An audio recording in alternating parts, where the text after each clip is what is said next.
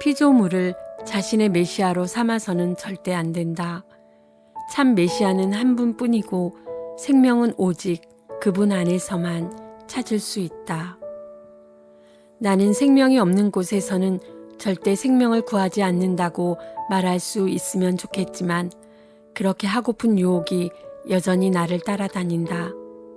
우리는 참 하나님은 오직 한 분뿐이라는 것을 다 알면서도 여전히 하나님을 대체할 것을 찾아다닌다. 우리는 수직적 차원에서만 발견할 수 있는 것을 여전히 수평적 차원에서 찾는 경향이 있다. 피조물이 우리의 구주가 되기를 기대할 때가 많다. 우리는 사람들의 존경에서 자신의 정체성을 찾는다. 우리는 외모에서 너무 큰 행복을 느끼려 한다. 우리는 물질을 소유하면 행복해질 거라고 생각한다. 우리는 자신의 성취에서 삶의 의미와 목적을 찾는다. 우리는 직업이 우리를 만족시켜 주기를 원한다. 우리는 자녀에게 자기 정체성의 근거를 두려한다. 우리는 영적 행복감을 완벽한 교회에서 찾는다. 우리는 교육 수준에 자기 정체성의 근거를 둔다. 우리는 배우자가 나를 행복하게 해주기를 원한다. 우리는 먹고 마시는 행위가 내게 충족감과 평안함을 주기를 기대한다. 우리는 무엇만 있다면 내 삶이 어떠할 텐데 라는 말을 자꾸 한다. 우리는 비싼 외제차나 부유한 동네에서 자신의 정체성을 찾는다. 모두 나열하자면 끝이 없다. 우리는 무엇이든 자신의 메시아로 삼을 수 있다. 그러나 그런 시도는 절대 효과가 없다. 피조물은 창조주만이 주실 수 있는 것을 결코 우리에게 주지 못한다. 구주께서 이미 내게 주신 것을 간절히 찾아다니는 행동은 아무 의미가 없다. 하나님이 내 삶에 보내신 모든 선하고 아름다운 피조물은 우리에게 생명을 찾을 수 있는 유일한 곳을 알려주기 위해 있다. 곧 하나님을 말이다. 모든 피조물은 하나님 안에서 무엇을 찾을 수 있는지 우리에게 가리키는 표지판이다. 운전을 하거나 여행을 하다 보면 표지판의 역할을 실감할 것이다. 표지판은 무엇을 가리키기 위해 있지 표지판 자체가 그 무엇은 아니다. 피조물은 우리에게 창조주를 가리킨다. 피조물은 창조주만이 줄 수 있는 것을 절대 우리에게 주지 못한다. 모든 바람직한 상황, 장소, 소유, 관계, 성취, 물질 세계의 아름다움은 하나님이 주신 놀라운 복이지만 이것들은 내 마음이 간절히 바라는 것, 즉 생명을 줄 수 없다. 예수님은 다음과 같이 말씀하셨다. 내가 곧 길이요 진리요 생명이니 나로 말미암지 않고는 아버지께로 올 자가 없느니라. 이 말씀으로 예수님은 우리가 더는 생명을 찾아다닐 필요가 없게 하셨다. 예수님이 생명이시며 따라서 다른 곳에서 생명을 찾을 필요가 없다.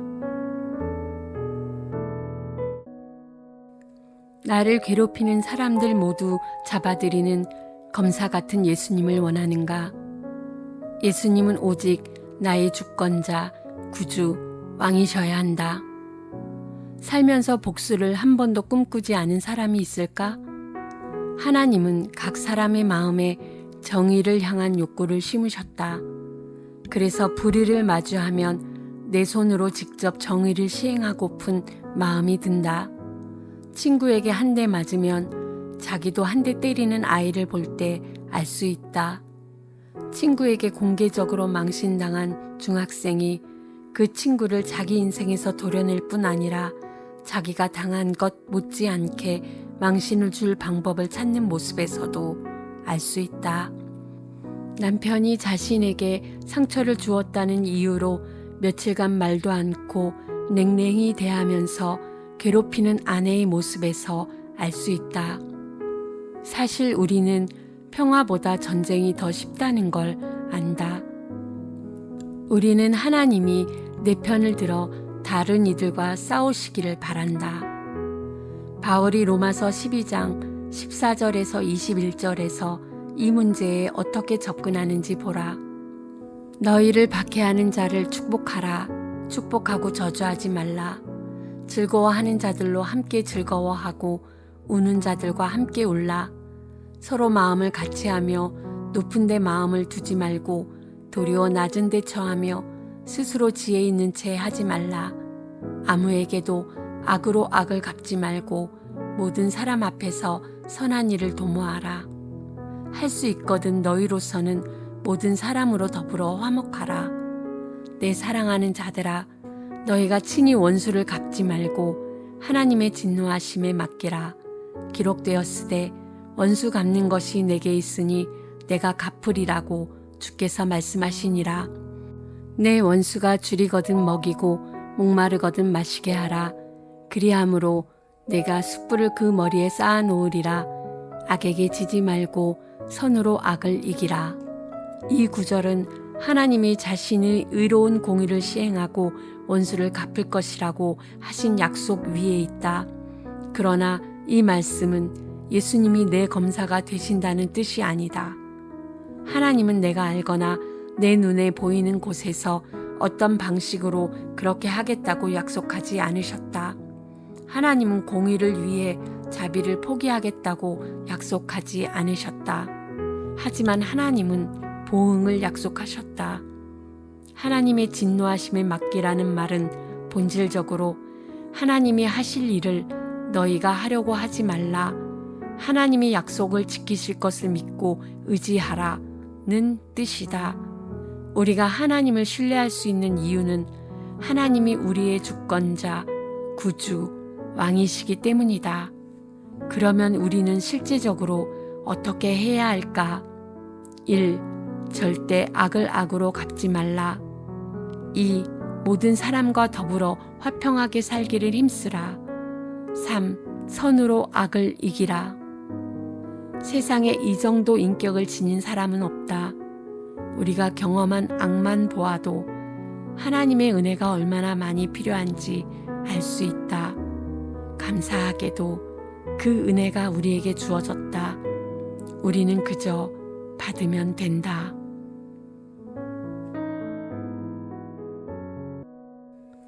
기도는 다른 모든 예배 대상을 버리고 날마다 오직 하나님 한 분만을 예배하는 데 자신을 바치는 것이다. 기도는 예배다. 기도는 단순히 내 욕망과 욕구의 주요 목록을 하나님 앞에 내놓는 것이 아니다. 그보다 훨씬 더 깊이 있는 행위다. 기도는 다음 7가지 면에서 예배에 뿌리를 둔다. 1. 기도는 하나님의 존재를 인정한다. 이것이 모든 참된 기도의 핵심이다. 기도는 우주의 나 자신보다 더 궁극적인 어떤 존재가 있다는 인식으로 시작해서 그 인식으로 끝난다. 기도는 성경의 첫 구절, 태초에 하나님이의 단어의 강조점을 둔다.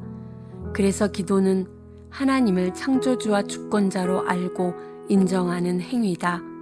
기도는 하나님의 권능, 지혜, 다스리심에 동의한다는데 뿌리를 둔다. 하나님이 나와 동등한 존재라고 생각한다면 기도는 아무 의미가 없다. 2. 기도는 하나님의 영광을 향해 엎드린다. 이는 기도할 때 늘 요구되는 태도다. 이 우주에 나 자신의 영광 또는 창조 세계의 다채로운 영광보다 더 큰 영광이 있다는 사실을 제대로 인식하지 않으면 기도할 수 없다. 기도는 다른 어떤 영광으로는 기도하는 사람의 마음이 충족되지 않는다는 인식, 하나님의 영광을 위해 살 때에만 내 마음이 만족하며 안식할 수 있다는 이해에서 흘러나온다. 3. 기도는 하나님의 계획에 복종한다. 기도는 내 삶을 위한 내 계획에 서명해 달라고, 그 계획을 이룰 방안을 달라고 하나님께 요청하는 행위가 아니다. 기도는 이 세상을 만드신 분이 나를 위한 최선이 무엇인지 아신다는 인식이다. 기도는 백지에 미리 내 서명을 한 뒤 하나님이 합당하게 채우실 것이라 믿고 하나님께 드리는 행위다. 4. 기도는 하나님 나라에 대한 충성을 고백한다.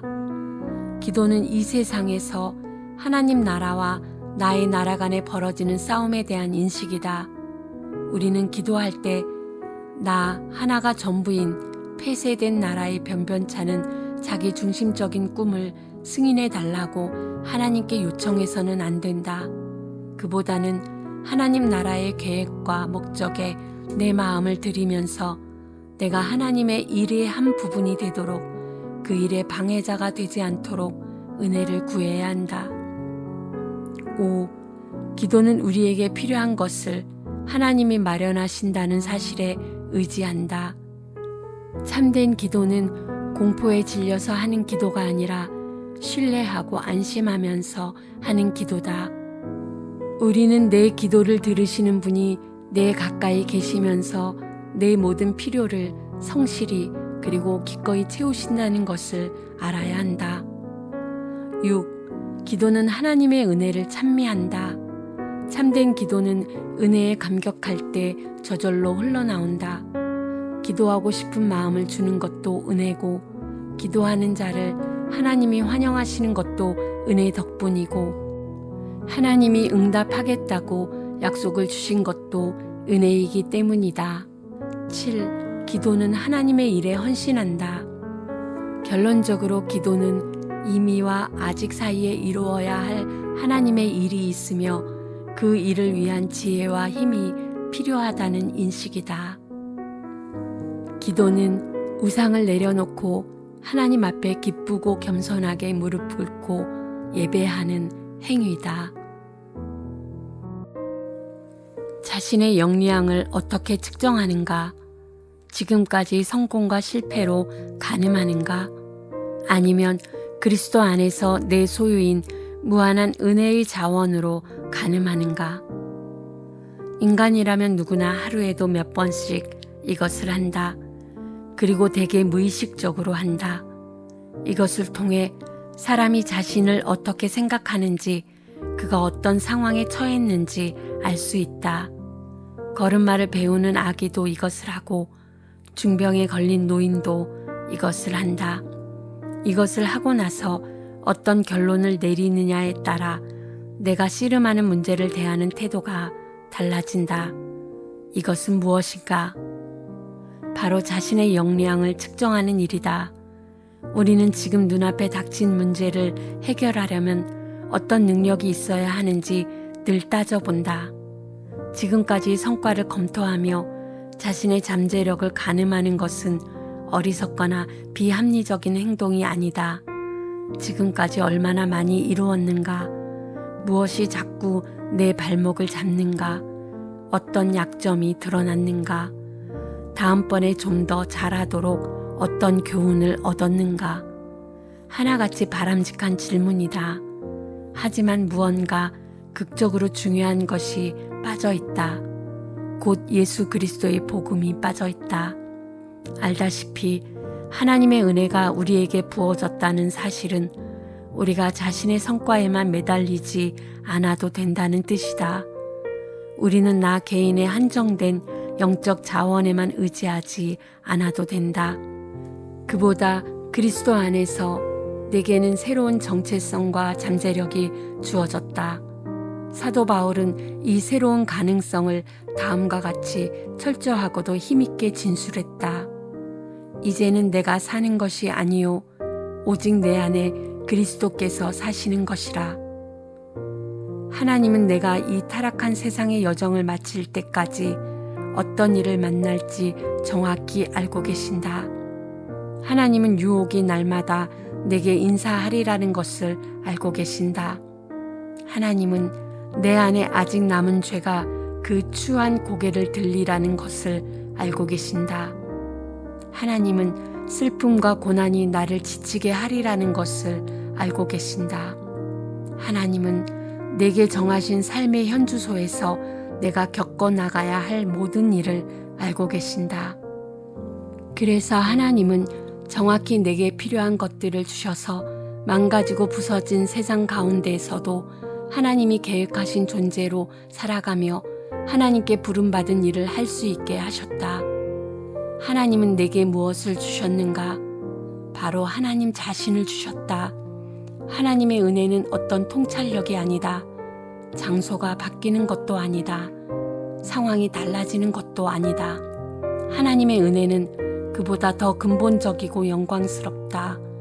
하나님의 은혜는 우리의 상상력과 한계를 훨씬 넘어선다. 이렇게 말하는 게 아마 최선의 표현일 것이다. 하나님이 주시는 최고의 은혜의 선물은 바로 하나님 자신이다. 하나님이 우리에게 오셨다. 하나님이 우리를 자신의 거처로 삼으셨다. 이 말은 곧 우리 안에 하나님의 능력이 거한다는 뜻이다. 하나님의 자녀로서 우리의 잠재력은 우리의 선천적 재능과 지금까지의 성과가 예측하는 것을 훨씬 넘어선다. 임마누엘, 어린 양, 구주, 전능하신 여호와, 주권자이신 왕께서 우리를 자신의 거처로 삼으셨기 때문이다. 새로운 정체성과 심히 새로운 잠재력이 그리스도 안에서 우리의 소유다. 이제 세상으로 나가서 정말 그렇게 믿는 사람으로 살라. 명심하라. 우리 자아의 나라는 하나님 나라를 가장하는 그런 사악한 일을 아주 멋지게 해낸다. 영적 기만은 원수 마귀의 주요 도구 중 하나다. 이는 영적으로 눈먼 자들의 가장 큰 특징이다. 그래서 마태복음 7장 15절은 다음과 같이 경고한다. 거짓 선지자들을 삼가라. 양의 옷을 입고 너희에게 나아오나 속에는 노략질하는 일이라. 우리 자아의 나라는 하나님 나라의 옷을 입는 데 매우 능숙하다. 그래서 선한 청지기인 척하면서 물질에 집착할 수 있다. 리더십의 은사를 활용하는 척하면서 직접 주도권을 휘두르기 좋아할 수 있다. 정의로운 척하면서 분노할 수 있다. 하나님의 율법을 사랑하는 척하면서 자기 의를 사랑하는 율법주의에 빠질 수 있다. 하나님 나라를 확장하는 데 헌신하는 척하면서 자기 사역으로 자신의 제국을 세울 수 있다. 타인의 필요에 민감한 척하면서 사람을 두려워할 수 있다. 욕구에 솔직한 척하면서 타인의 관심을 이기적으로 추구할 수 있다. 솔직한 척하면서 판단하거나 비판할 수 있다. 하나님의 진리에 헌신하는 척하면서 자신의 신학을 자랑할 수 있다. 사역에 헌신하는 척하면서 유명해지고 존경받기를 갈망할 수 있다. 공동체에 헌신하는 척하면서 다른 사람의 의견에 얽매일 수 있다. 하나님이 창조하신 사람의 아름다움을 찬양하면서 정욕을 품을 수 있다. 다른 이들을 걱정하고 기도하는 척하면서 험담할 수 있다. 우리 자아의 나라는 참으로 하나님 나라를 흉내내는데 능숙하다. 그른 것을 옳은 것처럼 꾸미는 능력이 원수 마귀가 사용하는 가장 유용한 도구이기 때문이다. 우리의 영적으로 눈멀기 쉬운 성향이 여기에 더해지면 영적 혼란에 빠지게 된다. 하나님을 섬기고 있다고 생각했는데 사실은 나 자신을 섬긴 때가 얼마나 많았는지, 하나님을 예배하고 있다고 생각했는데 사실은 피조물을 예배하고 섬긴 때가 얼마나 많았는지 생각하면 겁이 난다. 가장 하기 좋아하는 죄의 본성은 우상을 좋아하는 변덕스러운 우리 마음에 영합한다. 그래서 우리 생각은 실제와 다를 때가 많다. 그러나 가장 하기 좋아하는 우상은 예수님만이 주실 수 있는 것을 우리에게 줄 능력이 전혀 없다.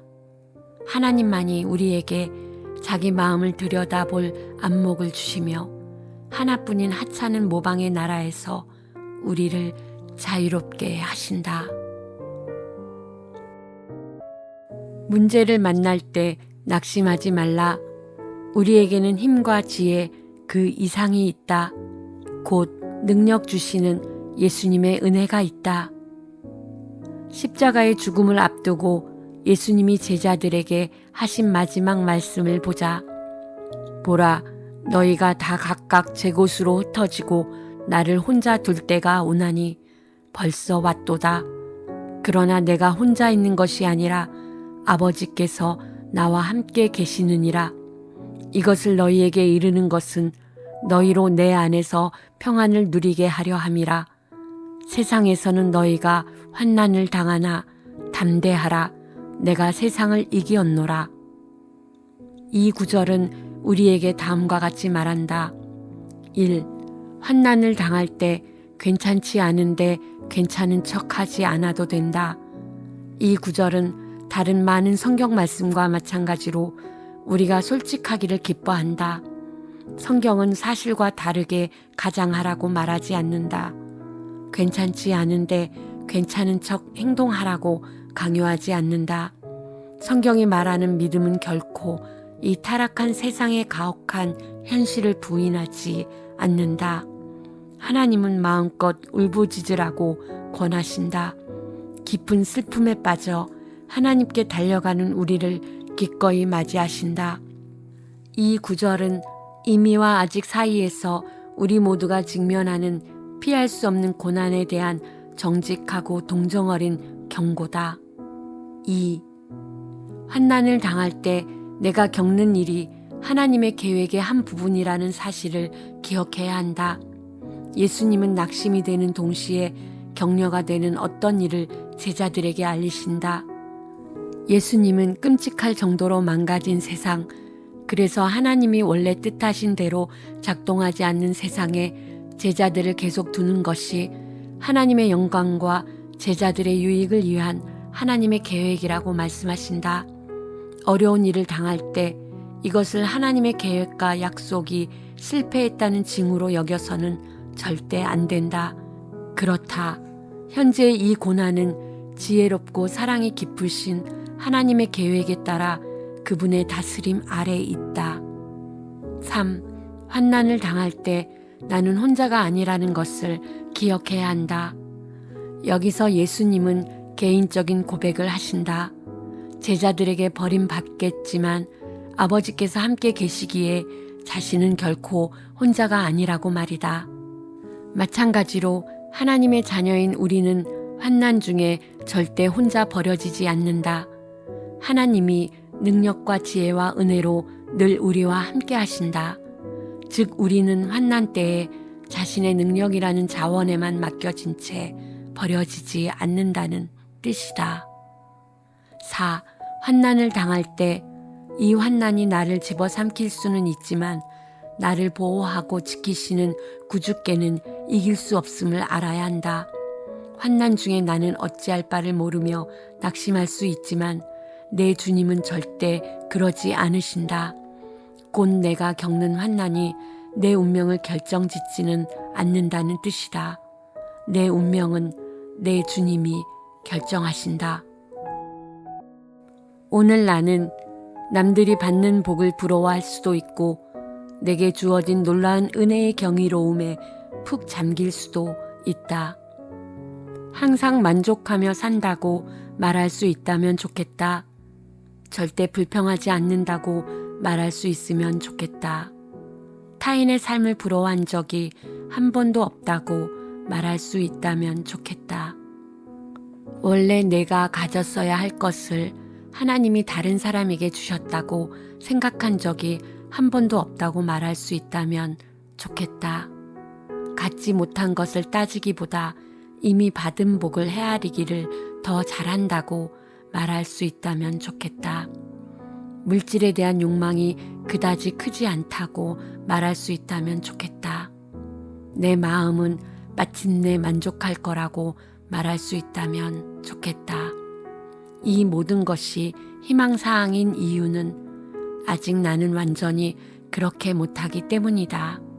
시기심이 여전히 내 마음속에 잠복해 있다. 아직도 내 안에 거하는 죄가 이 암울한 결과를 낳는다. 성경은 시기심에 대해 왜 그렇게 강력히 경고하는가?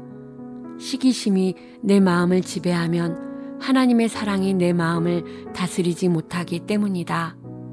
시기심이 어떤 짓을 하는지 생각해 보자. 시기심은 받을 자격이 없는 것을 받을 자격이 있다고 생각하게 한다. 내 마음이 시기심에 지배되면 나는 복받은 사람이라는 마음 자세가 사라지고 나는 복받을 자격이 있다는 태도가 그 자리를 차지하게 된다. 시기심은 속속들이 이기적이다. 시기심은 늘 나 자신을 세상의 중심에 놓는다. 시기심은 만사가 나 중심으로 돌아가게 한다. 시기심은 인생을 내 소원, 내 욕구, 내 기분이라는 관점으로만 보게 한다. 슬프게도 시기심은 하나님의 선하심, 신실하심, 지혜를 의심하게 한다. 시기심 때문에 우리는 하나님이 자신이 하는 일을 모르신다고 혹은 약속을 지키지 않으신다고 그분을 비난한다. 저 사람이 받은 복은 원래 내 것이어야 했다고 믿는가? 그렇다면 나와 그 사람 사이에만 문제가 있는 것이 아니라 하나님과의 관계에도 문제가 있는 것이다. 하나님의 선하심에 의문을 품기 시작하면 하나님께 도우심을 구하러 가지 않게 된다. 왜인가? 의심스러운 사람에게는 도움을 구하지 않는 것과 같은 이치다. 뿐만 아니라 시기심은 영적으로 치명적인 일을 한다. 시기심은 다른 사람은 모르는 것을 나는 안다고 생각하게 한다.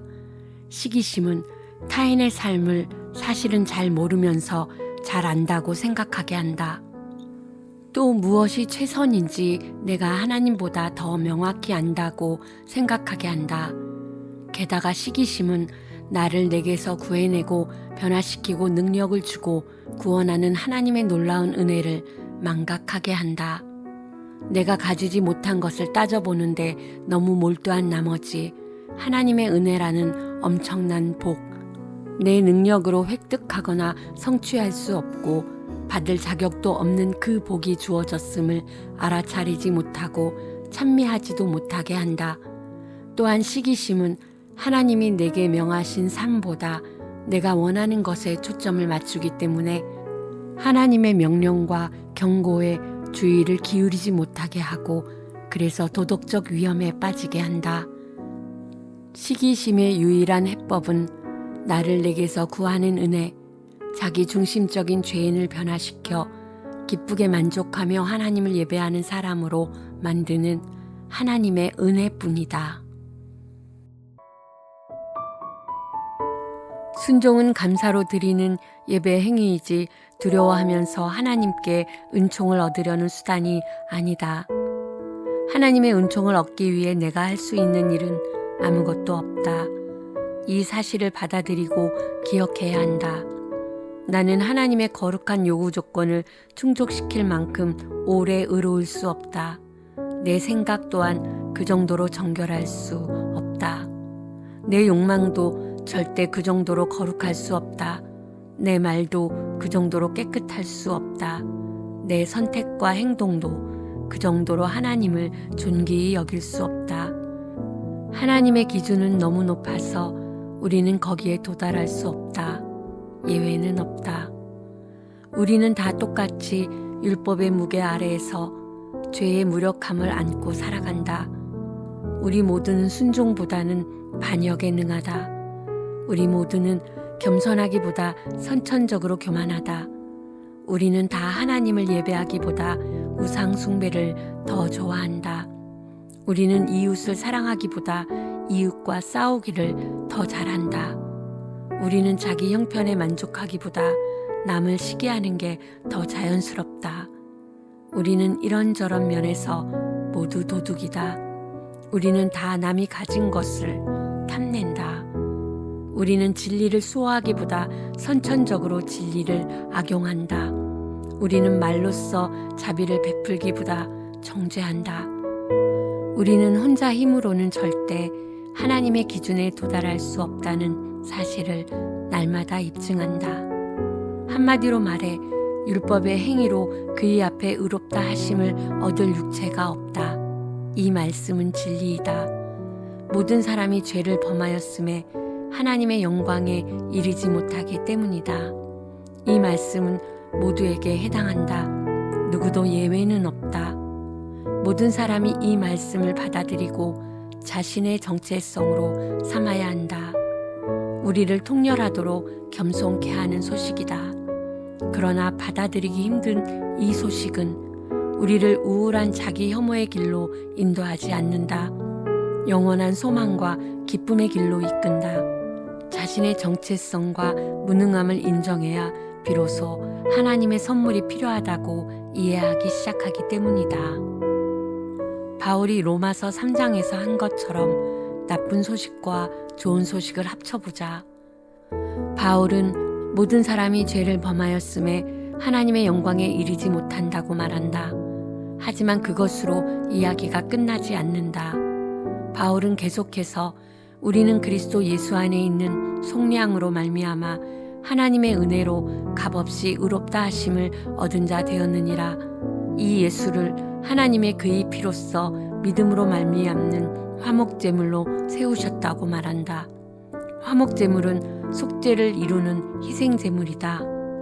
예수님의 희생은 하나님의 진노를 가라앉혔고 하나님과 하나님을 믿는 모든 사람 사이에 화해를 이루었다. 하나님은 죄를 미워하신다. 우리 죄인들이 하나님과 교제하는 유일한 길은 우리의 죄값을 치르고자 자기 목숨을 바치신 그리스도를 통한 길뿐이다. 하나님의 은총을 얻으려고 순종할 필요가 없다. 그리스도께서 내 대신 하나님의 은총을 얻으셨다. 그러므로 순종은 두려운 마음으로 죄값을 치르는 행위가 아니라 내 형편 그대로 나를 만나주시고 나 스스로는 할 수 없었을 일을 나를 위해 하신 하나님께 드리는 감사의 찬송이다. 하나님은 자기 자녀를 징계하신다. 하지만 안심하라. 내 죄에 대한 형벌은 그리스도께서 다 감당하셨고 그 형벌을 내가 다시 받을 일은 없다. 나는 내 아이의 아빠다. 솔직히 고백하자면 우리 아이들이 부모의 성실한 징계에 진심으로 감사했던 적은 별로 없다. 우리 자녀들은 우리의 징계를 그저 벌주기 위한 가혹하고 사랑 없는 보복으로 여기고는 했다. 슬프게도 인간의 징계는 대개 그렇다. 아이들은 부모가 더는 사랑하지 않아 징계를 한다고 생각한다. 오히려 징계는 사랑의 결과인데 말이다. 아이들은 부모가 자녀의 나쁜 말이나 행동에 놀라 징계를 한다고 생각한다. 사실 징계는 부모가 하나님의 은혜의 사역에 참여해 자녀를 선한 일을 기뻐하는 사람으로 변화시키려는 것임을 이해하지 못한다. 부모가 자녀를 징계하는 이유는 가족이 함께 살다 보니 화가 나는 일이 생겨서가 아니라 그들이 누구도 흔들 수 없는 한 가족이기 때문이다. 부모가 자녀를 징계하는 이유는 그들이 사랑받기에 충분하지 않아서가 아니라 그들이 사랑의 대상이기 때문이다. 우리의 하늘아버지가 우리를 열심히 사랑의 징계를 하실 때도 같은 어려움을 겪으신다. 하나님이 우리를 징계하시는 것은 우리가 하나님의 자녀가 되는 권리를 얻으려면 얼마나 노력해야 하는지 가르치시기 위해서가 아니라 우리가 하나님의 자녀이기 때문이다. 하나님의 징계는 우리로 죄에 대한 대가를 치르게 하려는 것이 아니라 그리스도께서 이미 값을 치르신 죄에서 우리를 건지려는 것이다. 그러므로 하나님의 징계는 결코 하나님이 우리를 거부하신 결과가 아니다. 우리를 용납하신 데 따른 열매다. 우리의 죄값은 예수님이 십자가에서 충분하고도 완전하게 치르셨으므로 우리가 다시 치를 필요가 없다. 잠시 함께 생각해보자. 내 칭의 완전성, 즉 내 죄값이 완전히 치러졌고 예수님의 삶과 죽음으로써 하나님과 영원히 화해를 이루었다는 것을 이해할 때 성화 과정에서 계속되는 징계 가운데서도 안식할 수 있다. 그 징계는 하나님과 나를 화해시키려는 것이 아니라 내가 이미 하나님과 화해했다는 사실의 표현이다. 그러기에 이제 나는 하나님이 아버지로서 베푸시는 사랑의 대상이다. 하나님의 징계가 있겠지만 하나님의 진노를 두려워하지 않아도 된다. 하나님이 우리를 교정하시겠지만 결코 거부당하는 일은 없다. 하나님은 의의 열매를 거두기 위해 자신의 모든 자녀를 징계하시지 절대 죄에 대해 벌주기 위해서가 아니다. 그리스도께서 단번에 죄를 위하여 죽으사 의인으로서 불의한 자를 대신하셨으니 이는 우리를 하나님 앞으로 인도하려 하심이라.